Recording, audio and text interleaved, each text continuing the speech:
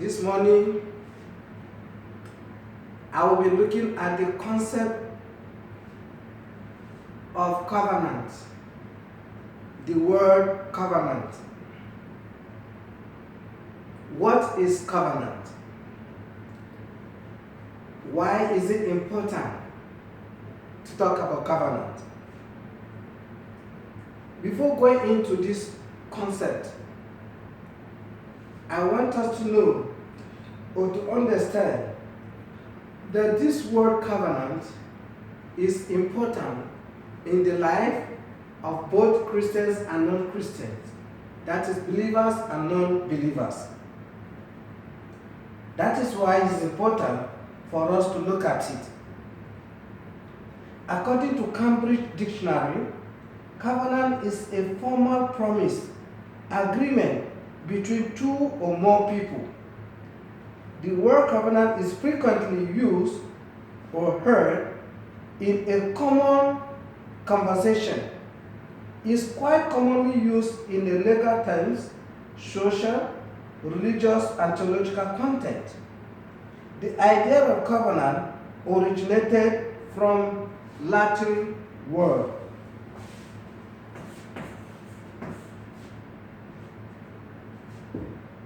The idea of covenant originated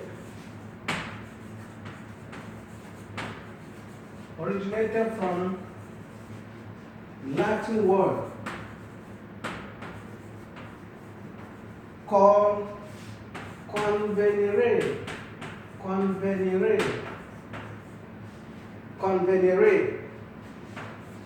in Latin word. That is the origin of covenant. And convenire means coming together of two or more parties who come together to make a contract, agreeing on promises, stipulations, privileges, and respondents. Coming together, convenire means coming together. Coming together of group of people to agree on certain things to be done. They have a contract to carry out. They have an issues to carry out. How can they carry it out? They must have an agreement.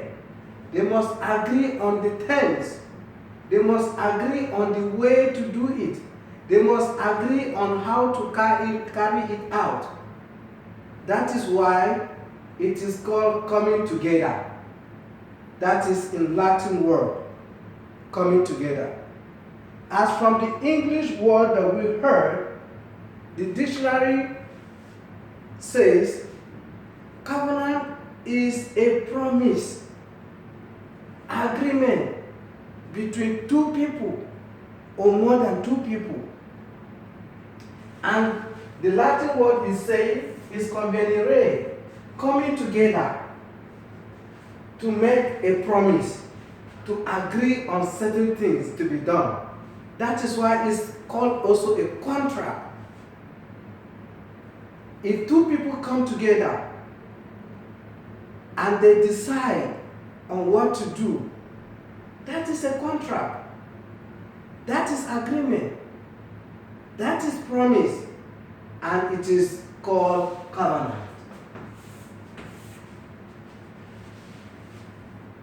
While the Hebrew word describes covenant as berit, Hebrew word describes covenant as berit. Hebrew word for covenant is berit. That is the Hebrew word for covenant. Berit. It appears about 280 times in Old Testament. It appears about 280 times in Old Testament.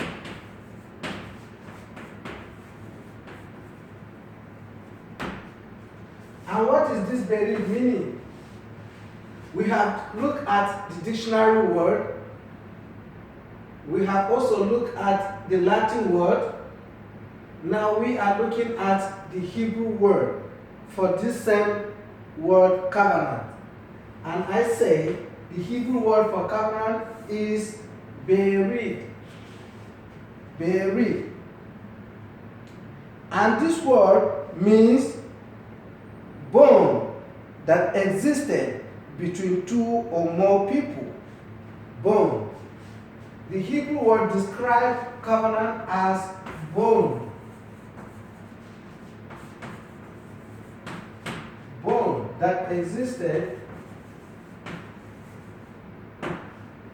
between two persons. Between two or more people.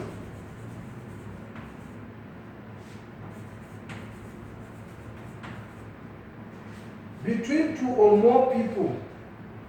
That is the meaning of bereaved in Hebrew. So the covenant in Hebrew is called bereaved. And I say it appears about 280 times in Old Testament. Greek also have a definition for this concept covenant. Greek also have the definition for this concept covenant. Greek word for the concept of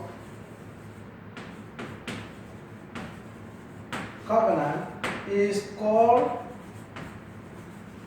didache.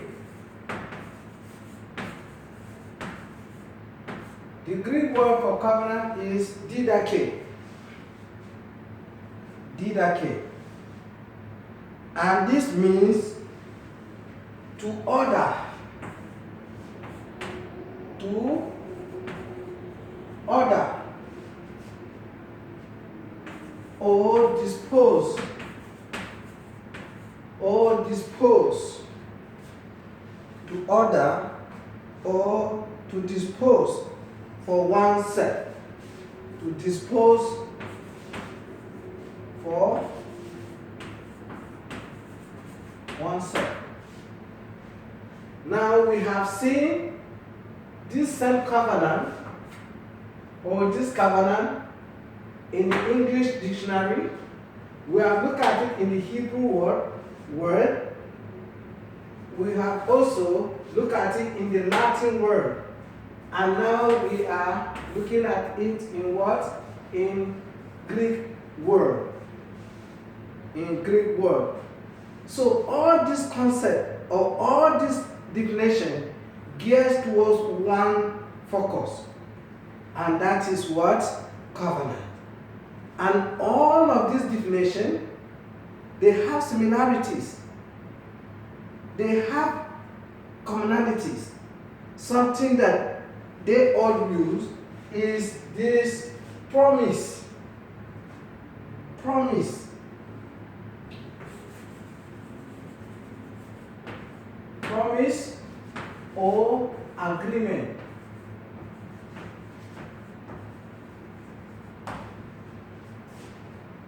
Agreement. So in all this definition, agreement is the key word. Agreement is the key word. Be it Greek, Hebrew, Latin, English, all define covenant as an agreement.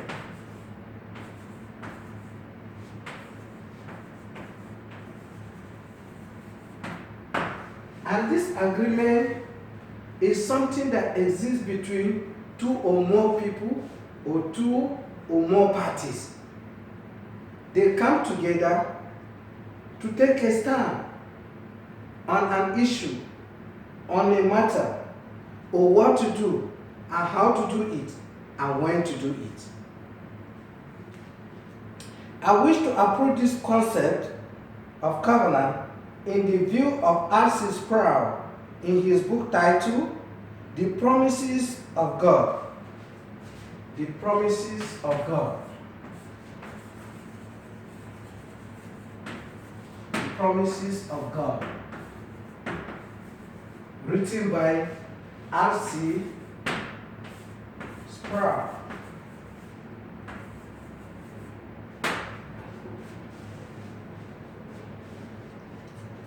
In his definition of concept of this covenant, he described or he defined this covenant as an integral and foundational to the divine revelation. To him, or to Sproul, covenant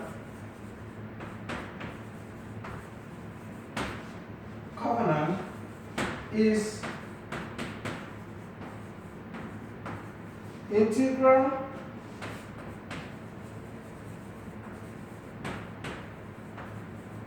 foundational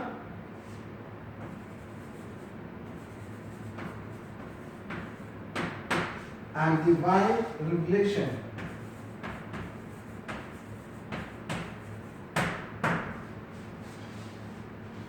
He is looking at this concept of covenant in a Christian perspective. He is looking at the concept of covenant in a Christian perspective.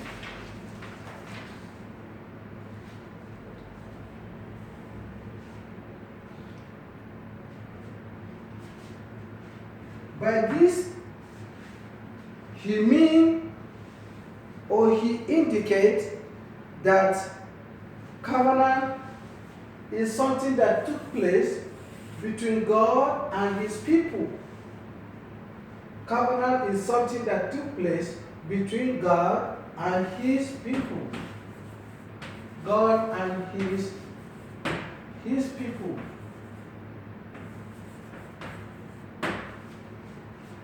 In our subsequent discussion, we will be looking at covenant in different perspectives. But as today, we will only look at covenant in its definition. That is the only thing that we will be looking at. Biblically, through the structures of various covenants, covenant play a vital role in Old Testament and contributed greatly in the teaching of the New Testament. Covenant is not only important in the life of believers, but also to non-believers. For example, covenant is foundational in the life of the United States as a nation where people have different religions, even in Nigeria.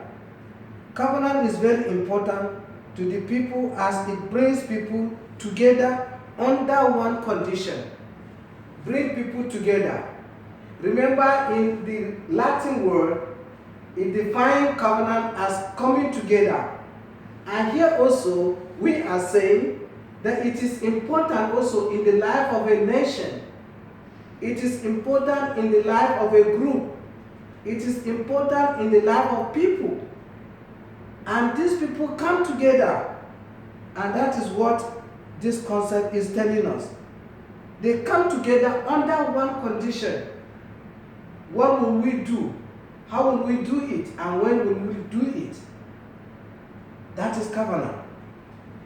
The political theory that was implemented in America today had its root from John Locke's idea of social contract. In America, the concept of their politics come under the idea of John Locke. Coming together of people to carry out a social contract. According to this concept, There is a relationship that exists between the leaders and the followers, between the government and the people.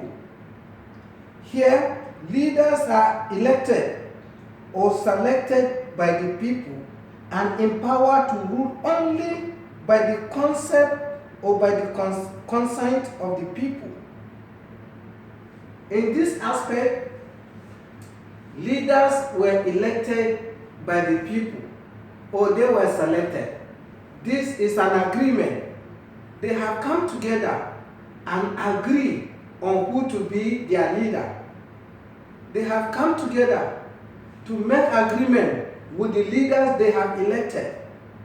And what is the agreement? The people pay allegiance to their government. They empower their government with their decision to rule them, to lead them, to direct them. So they pledge allegiance to this government. They are giving all their authority to the government. They have surrendered all their right to the government. Now the government responsibility is to also take care of their need. And what is their need? The primary or the most important role of the government is to give them security, protect them, guide them, and their property. That is the primary assignment of every government. So the government have a responsibility to guide, to protect, to defend the interests of his citizens. It is in this light that John C. Maxwell says that the thing he leaded and had no one following him, is just taking a walk. That a leader without the followers, that leader is just taking a walk. That is what John C. Maxwell talk about. John C. Maxwell.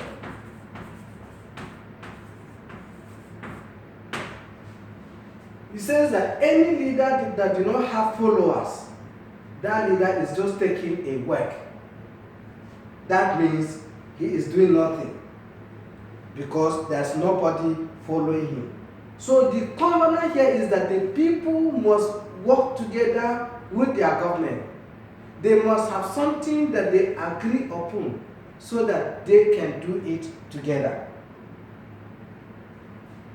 All the covenants have similarity, which is agreement or promise in both biblical and secular.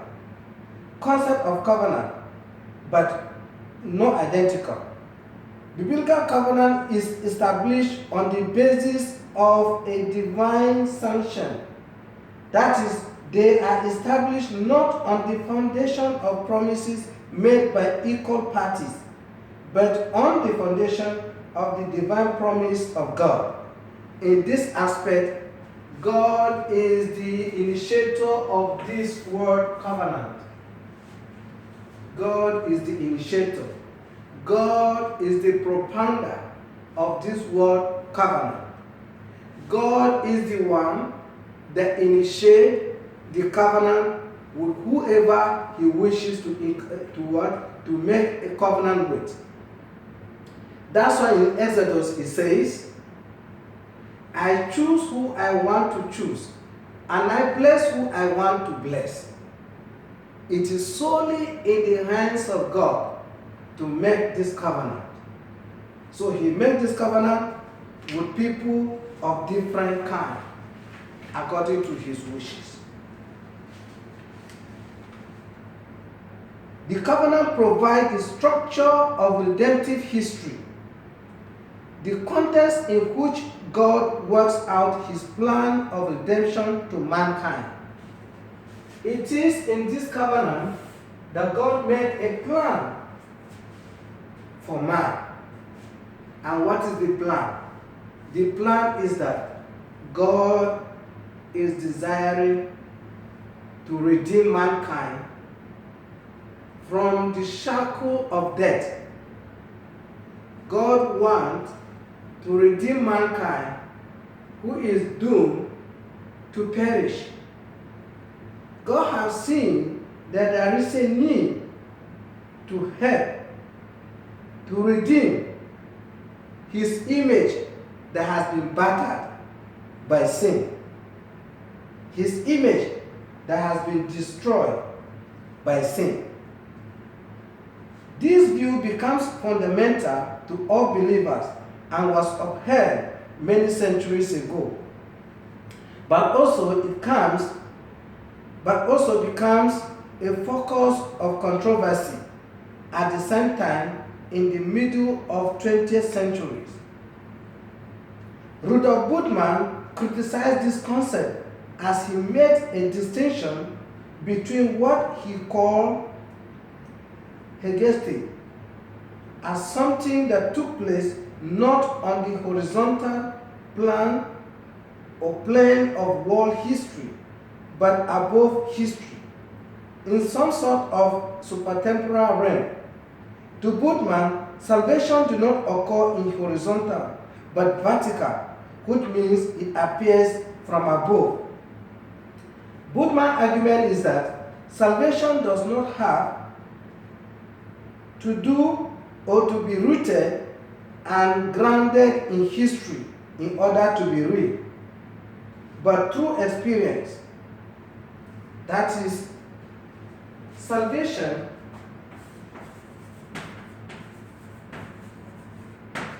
must not base only on history. That is what Bultmann is talking about. But there's another view that counter Bultmann's critics. There's another view that counter Bultmann critics.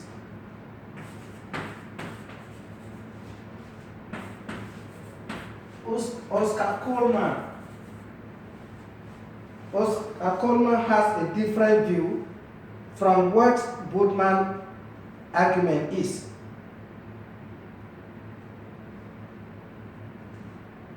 Oscar countered Bultmann's argument that the scripture sees God's